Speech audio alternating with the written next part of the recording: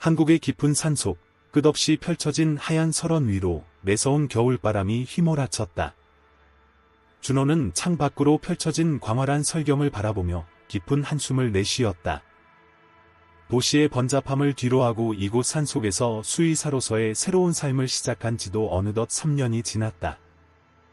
그의 오두막은 소박했지만 실용적이었다.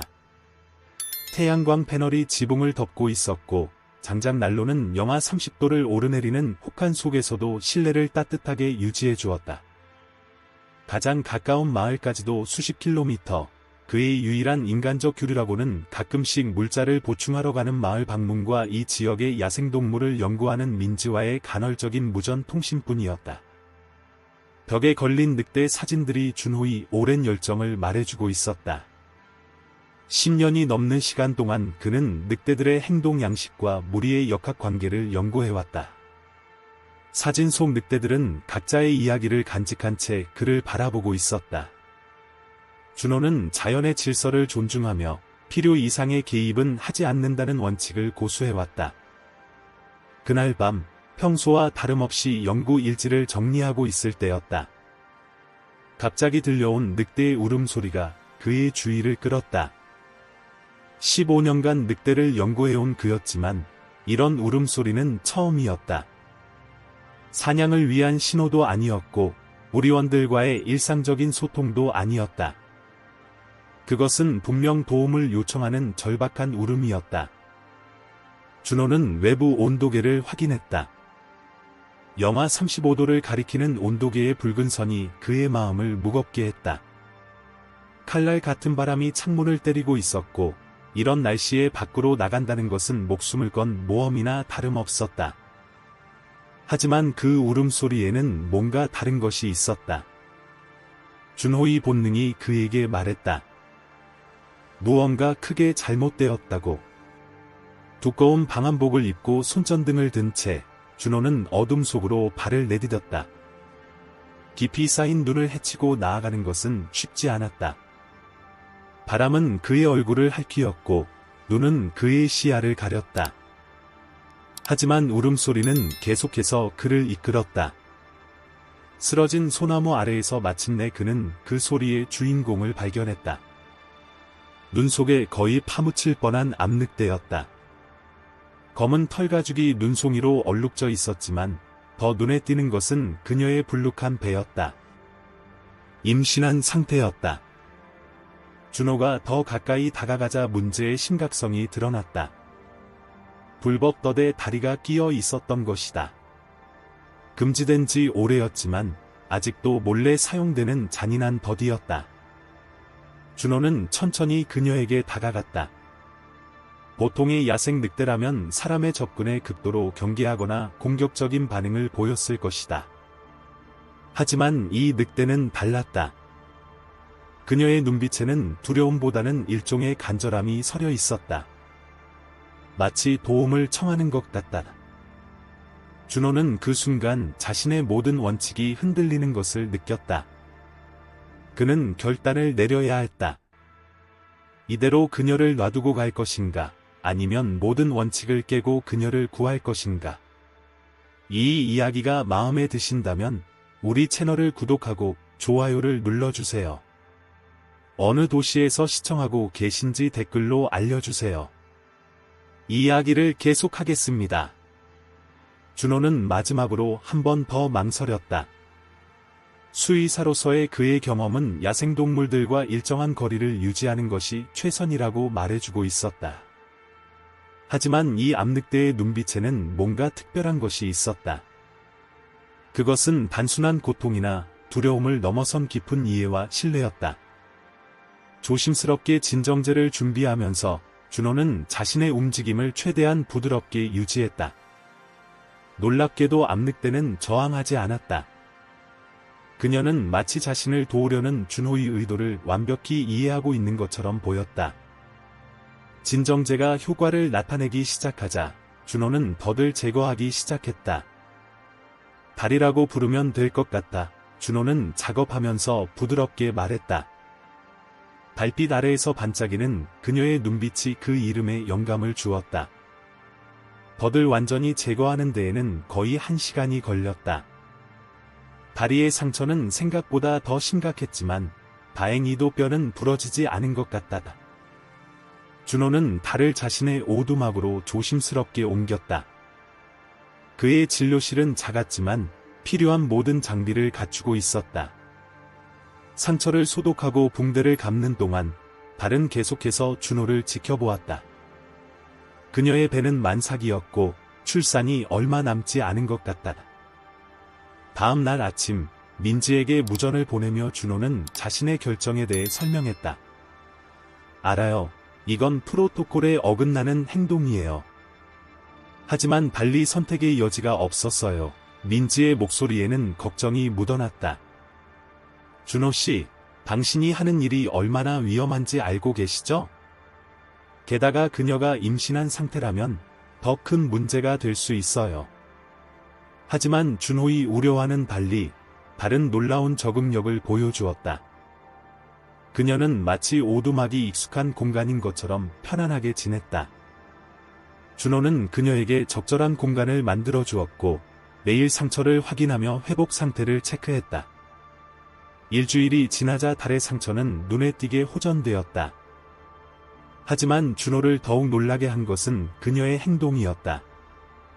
달은 단순한 야생 늑대가 아니었다. 그녀는 놀라운 지능과 감정을 가지고 있었다. 준호가 연구실에서 일할 때면 조용히 옆에 앉아 있었고 그가 식사를 할 때면 공손하게 거리를 두었다. 어느 날 밤 준호는 창밖에서 들리는 이상한 소리에 잠에서 깼다. 달도 귀를 쫑긋 세우고 있었다. 손전등을 들고 창가로 다가가자 눈 위에 찍힌 여러 발자국이 보였다. 늑대들의 발자국이었다. 달의 무리가 그녀를 찾아온 것일까? 발자국들은 오두막 주위를 원을 그리듯 돌았지만 어떤 늑대도 직접적으로 접근하지는 않았다. 이것은 분명 정찰이었다. 준호는 이런 행동이 무리의 일반적인 패턴과는 다르다는 것을 알았다. 무언가가 그들을 망설이게 만들고 있었다. 다른 창가로 다가와 밖을 응시했다. 그녀의 자세는 긴장되어 있었지만 두려움보다는 경계심이 더 강해 보였다. 준호는 그녀의 등을 부드럽게 쓰다듬었다. 걱정하지 마. 내가 준비될 때까지 여기 있어도 돼. 마치 그의 말을 이해한 것처럼 다른 고개를 돌려 그를 바라보았다. 그날 밤 이후 준호는 더 자주 무리의 흔적을 발견하기 시작했다. 그들은 마치 보이지 않는 경계선을 정해놓은 것처럼 일정 거리 이상 가까이 오지 않았다. 하지만 그들의 존재는 분명했고 이는 곧 중요한 결정의 순간이 다가오고 있음을 의미했다. 준호는 달의 출산이 임박했다는 것을 알았고 그때가 되면 모든 것이 달라질 것이라는 것도 깨달았다. 폭풍이 몰아치던 그날 밤 준호는 달의 불안한 움직임을 눈치챘다. 바람은 오두막을 흔들었고 창문을 때리는 눈보라 소리가 마치 자연의 함성처럼 들려왔다. 달은 본능적으로 가장 안전한 곳을 찾아 준호가 마련해준 둥지로 들어갔다. 출산이 시작된 것이다. 괜찮아, 달아. 내가 여기 있을게. 준호는 부드럽게 속삭였다. 수의사로서 그는 수많은 출산을 보조했지만 야생 늑대의 출산은 처음이었다. 더구나 이런 극한의 기상 조건에서는 더욱 위험할 수 있었다. 하지만 달은 놀라울 정도로 침착했다. 첫 번째 새끼가 태어났다. 건강한 수컷이었다. 이어서 두 번째, 세 번째 새끼도 순조롭게 태어났다. 준호는 각각의 새끼들을 조심스럽게 확인하며 그들이 모두 건강하다는 것을 확인했다. 네 번째와 다섯 번째 새끼도 태어났다. 암컷 두 마리였다. 하지만 뭔가 이상했다. 달은 여전히 진통을 겪고 있었다. 준호는 초음파 검사에서 확인했던 것을 떠올렸다. 분명 6마리였다. 마지막 한 마리가 남아있었다. 자, 달아. 조금만 더 힘을 내. 준호의 말이 끝나기도 전에 마지막 새끼가 태어났다. 하지만 이 새끼는 달랐다. 다른 새끼들보다 훨씬 작았고 약해 보였다. 암컷이었다. 준호는 즉시 응급처치를 시작했다. 작은 새끼는 겨우 숨을 쉬고 있었다. 하은아, 힘내. 준호는 작은 새끼에게 속삭였다. 달빛처럼 은은한 빛을 품고 있는 것 같다. 하은이라고 이름 지었다. 놀랍게도 다른 준호가 하은이를 돌보는 것을 허락했다. 다른 새끼들은 이미 젖을 찾아 달에게 달라붙어 있었지만 하은이는 그럴 힘조차 없어 보였다. 밤새 준호는 하은이를 돌보았다. 체온을 유지하고 인공 수유를 도왔다. 달도 특별히 하은이에게 더 많은 관심을 보였다. 마치 이 작은 생명이 특별한 운명을 가지고 있다는 것을 아는 것처럼. 다음 날 아침, 폭풍은 잦아들었다. 준호는 모든 새끼들의 상태를 꼼꼼히 체크했다. 5마리는 모두 건강했고 활기찼다. 하은이도 밤새 조금씩 힘을 얻어가고 있었다. 준호는 민지에게 상황을 보고했다. 6마리라고요? 놀랍네요. 그런데 준호씨, 걱정되는 게 있어요. 민지의 목소리가 심각해졌다. 무리가 계속 접근하고 있다는 흔적들이 발견되고 있어요. 이번에는 달라요. 그들의 행동이 더 공격적으로 변하고 있어요. 준호도 느끼고 있었다. 오두막 주변의 늑대 흔적들이 달라지고 있었다. 더 이상 조심스러운 정찰이 아니었다. 영역 표시가 늘어났고 밤에는 더 가까이에서 울음소리가 들렸다. 무리가 달과 새끼들에 대해 뭔가 결정을 내린 것 같다. 특히 걱정되는 것은 하은이였다. 야생에서는 약한 개체가 살아남기 힘들다. 준호는 이것을 너무나 잘 알고 있었다. 하지만 하은이는 달랐다. 그녀의 눈빛에는 특별한 영혼이 깃들어 있었다. 다른 새끼들이 본능적으로 준호를 피하는 동안 하은이는 그를 찾았다. 어느 날 아침, 준호는 충격적인 광경을 목격했다. 오두막 문 앞에 커다란 늑대 발자국이 찍혀 있었다. 이전과는 완전히 다른 종류의 발자국이었다. 더 크고 더 깊었다. 새로운 알파가 직접 찾아온 것이다. 준호는 이것이 단순한 경고가 아니라는 것을 알았다. 시간이 얼마 남지 않았다. 시간이 흐를수록 새끼들은 놀라운 속도로 성장했다. 5마리의 늑대 새끼들은 이제 오두막 안에서 장난치며 뛰어다녔고 그들의 힘과 민첩성은 날이 갈수록 향상되었다. 하지만 하은이는 여전히 특별했다. 그녀는 형제자매들과 달리 준호에 대한 독특한 친밀감을 보였다. 내가 내 딸이었다면 좋았을 텐데. 준호는 하은이의 머리를 쓰다듬으며 중얼거렸다. 하은이는 마치 그의 말을 이해한 듯 눈을 깜빡였다. 그녀는 다른 새끼들처럼 강하지는 않았지만 놀라운 지능과 적응력을 보여주었다. 준호가 연구 일지를 쓸 때면 조용히 옆에 앉아 그의 펜 움직임을 지켜보았고 그가 부르면 즉시 반응했다. 어느 날 민지가 직접 오두막을 방문했다. 준호씨, 상황이 심각해요. 그녀는 창밖을 내다보며 말했다. 새로운 알파가 이전 리더를 몰아냈어요. 그는 달의 귀환을 받아들이지 않으려 해요. 특히 인간의 냄새가 묻은 새끼들은요. 준호는 이미 알고 있었다. 밤마다 들려오는 늑대들의 울음소리가 달라졌다. 더 이상 탐색이나 관찰이 아닌 명백한 도전이었다.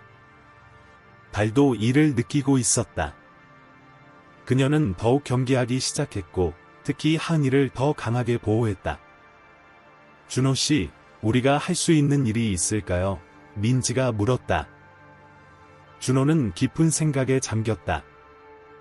자연의 법칙을 거스르는 것은 위험했다. 하지만 이미 그는 그 선을 넘어섰다. 달과 그녀의 새끼들, 특히 하은이는 이제 그의 삶의 일부가 되어 있었다. 그때 갑자기 하은이가 이상한 행동을 보였다. 그녀는 창가로 달려가 밖을 응시했다. 다른 새끼들도 곧 그녀의 행동을 따랐다. 달은 즉시 긴장한 자세를 취했다. 준호와 민지는 조심스럽게 창가로 다가갔다. 눈 덮인 들판 위로 한 무리의 늑대들이 서 있었다.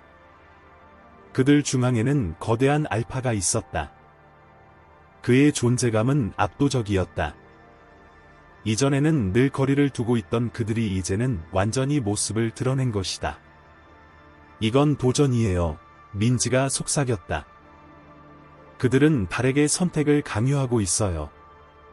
무리로 돌아가되 새끼들을 포기하거나 아니면. 그녀는 말을 끝맺지 못했다. 달은 천천히 일어났다.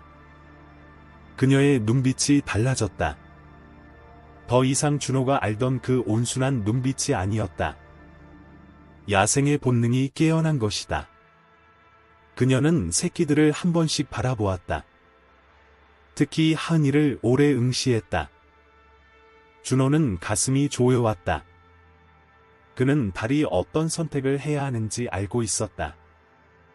자연의 질서는 때로는 잔인했다. 하지만 그것이 생존의 법칙이었다. 하은아. 준호가 부르자 하은이가 그를 바라보았다. 그녀의 눈에는 두려움이 아닌 이해가 담겨 있었다. 마치 자신의 운명을 알고 있는 것처럼. 그때 밖에서 알파의 울음소리가 들려왔다.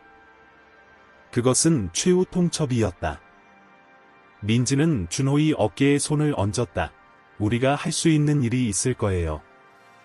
하은이는 어쩌면 다른 길이 있을지도 몰라요. 그녀의 말에는 희망이 담겨 있었지만 현실은 그리 단순하지 않았다. 밖의 늑대들이 점점 더 가까이 다가오고 있었다. 이제 결단의 순간이 다가오고 있었다. 준호는 달과 눈을 마주쳤다. 그들은 말없이 서로를 이해했다. 무언가가 끝나려 하고 있었고 동시에 새로운 것이 시작되려 하고 있었다. 새벽이 밝아올 무렵 오두막 주변의 긴장감은 최고조에 달했다. 알파와 그의 무리는 마치 그림자처럼 움직이며 점점 더 좁은 원을 그리며 다가왔다. 준호는 창가에 서서 이 모든 상황을 지켜보고 있었다. 민지는 무전기로 지원을 요청했지만 폭설로 인해 당장은 아무도 올 수 없는 상황이었다. 준호 씨, 우리가 할 수 있는 일이 뭐가 있을까요? 민지의 목소리에는 절박함이 묻어났다. 준호는 잠시 침묵했다. 그는 자신이 이 상황의 원인이라는 것을 알고 있었다. 자연의 법칙에 개입한 대가를 치러야 할 때가 온 것이다. 다른 새끼들을 보호하듯 모아놓고 있었다. 5마리의 강한 새끼들은 이미 본능적으로 상황의 심각성을 느끼고 있는 듯했다. 그러나 하은이는 달랐다. 그녀는 여전히 준호의 곁을 떠나지 않았다. 하은아. 준호가 부르자 하은이가 고개를 들었다. 그녀의 눈빛은 마치 모든 것을 이해하고 있다는 듯했다. 준호는 그녀를 안아올렸다. 하은이의 심장이 빠르게 뛰고 있었지만 두려움은 없어 보였다. 바로 그때였다. 알파가 오두막 앞 빈터에 나타났다. 그의 존재감은 압도적이었다. 회색빛 털과 날카로운 눈빛은 그가 왜 무리의 새로운 지배자가 되었는지를 설명해주고 있었다. 그녀의 모습이 달라졌다. 더 이상 준호가 알던 그 온순한 늑대가 아니었다. 그녀의 눈에는 야생의 불꽃이 타오르고 있었다. 새끼들을 보호하려는 모성과 무리의 질서를 따라야 하는 본능 사이에서 그녀는 선택을 해야 했다. 준호 씨. 민지가 갑자기 소리쳤다.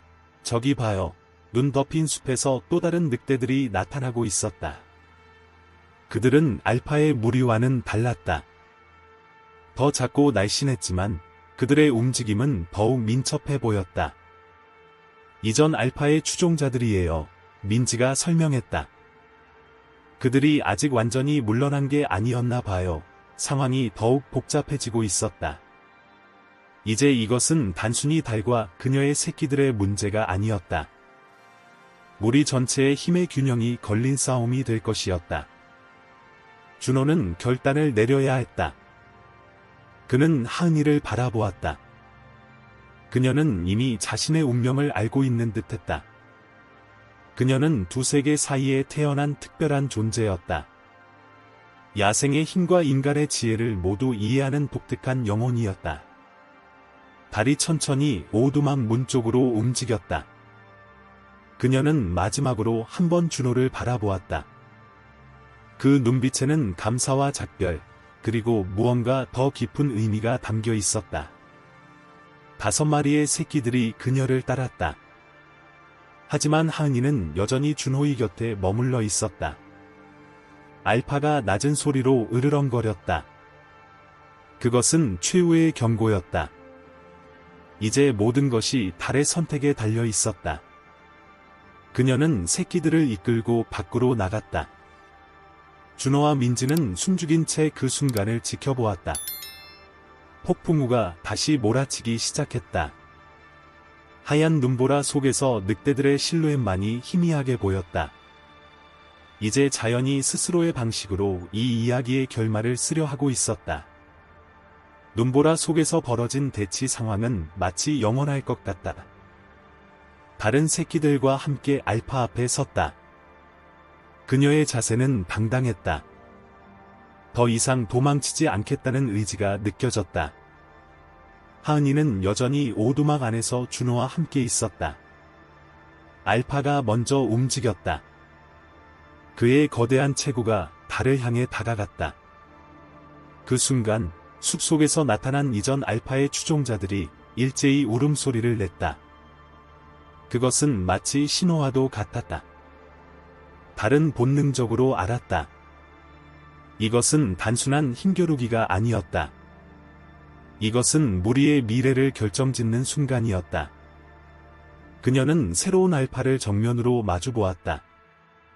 그들 사이에는 말로 표현할 수 없는 대화가 오갔다. 준호는 창가에서 이 모든 상황을 지켜보며 가슴을 졸였다. 하은이가 그의 다리에 머리를 비볐다. 그녀의 눈에는 특별한 빛이 있었다. 마치 뭔가를 말하려는 듯했다. 갑자기 상황이 급변했다. 이전 알파의 추종자들이 하나둘씩 달의 편으로 모여들기 시작한 것이다. 그들은 달을 중심으로 원을 그리며 서 있었다. 새로운 알파는 이 변화를 놓치지 않았다. 민지가 속삭였다. 무리가 스스로 선택을 하고 있어요. 그들은 달의 지혜를 인정하는 거예요. 새로운 알파는 잠시 달을 응시하다가 천천히 고개를 숙였다. 그것은 인정의 표시였다. 달이 보여준 용기와 모성, 그리고 그녀를 따르는 무리의 충성심이 그를 설득한 것이다. 하은이가 갑자기 준호의 곁을 떠나 밖으로 나갔다. 그녀는 망설임 없이 달에게로 향했다. 놀랍게도 새로운 알파는 그녀를 받아들였다. 하은이는 자신만의 방식으로 두 세계를 이어주는 다리가 된 것이다.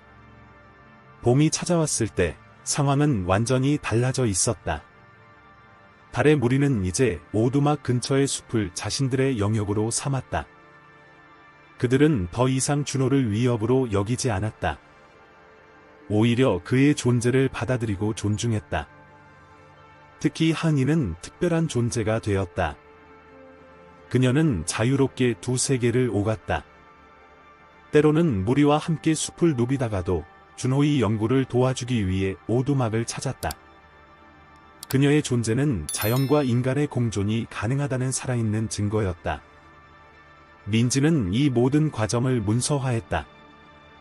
이것은 단순한 야생동물 연구 이상의 의미가 있어요. 우리는 자연과 인간이 서로를 이해하고 존중할 수 있다는 것을 배웠어요. 준호는 이제 매일 아침 창밖으로 달의 무리를 바라본다. 그들은 더 이상 고립된 존재가 아니다. 하은이는 종종 오두막을 찾아와 그의 곁에 앉아있다. 그녀의 눈빛에는 여전히 그 특별한 이해와 지혜가 깃들어 있다. 자연은 때로는 우리가 생각하는 것보다 더 현명하다. 달과 하니의 이야기는 우리에게 그것을 가르쳐 주었다. 경계를 넘어선 사랑과 이해는 불가능해 보이는 것도 가능하게 만든다. 이야기의 끝. 사랑하는 시청자 여러분, 달과 하니의 감동적인 이야기는 여기서 끝이 납니다. 하지만 이들의 여정은 계속됩니다. 이와 같은 감동적인 이야기를 더 보고 싶으시다면 저희 채널을 구독해주세요. 영상이 마음에 드셨다면 좋아요 버튼도 눌러주시고 여러분의 생각을 댓글로 남겨주세요. 매일 우리는 삶의 복잡한 면을 탐구하는 특별한 이야기들을 준비하고 있습니다. 다음 콘텐츠도 놓치지 마세요. 댓글창에서 여러분을 기다리고 있겠습니다.